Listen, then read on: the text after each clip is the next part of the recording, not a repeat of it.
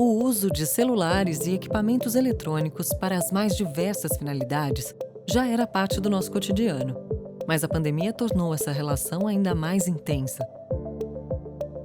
Além da comunicação com amigos e parentes, trabalho ou mesmo diversão, muitas tecnologias ajudaram no combate à pandemia. Foi o caso de Adriana.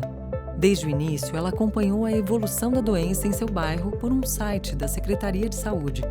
Quando começou a se sentir febril, foi indicada a usar um aplicativo da prefeitura para verificar seus sintomas e marcar o teste para a Covid-19.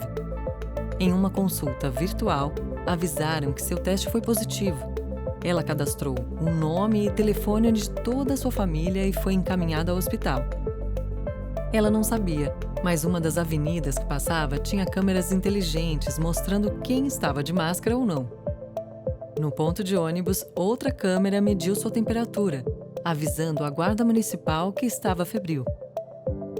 Além disso, localização de todos os celulares do estado era utilizada para medir índices de isolamento social.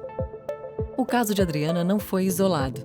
Na verdade, dezenas de prefeituras e estados adquiriram tecnologias parecidas para controlar a Covid-19. Essas soluções têm em comum o uso de dados pessoais. Sem o devido cuidado, seu uso indiscriminado pode trazer consequências a direitos fundamentais de brasileiros e brasileiras.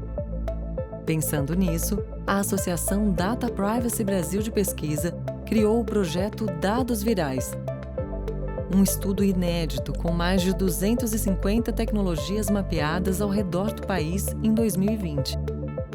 Foram mais de 700 pedidos via Lei de Acesso à Informação, com dezenas de contratos obtidos e disponibilizados ao público. No site você encontra visualizações de dados, bem como o relatório completo da pesquisa.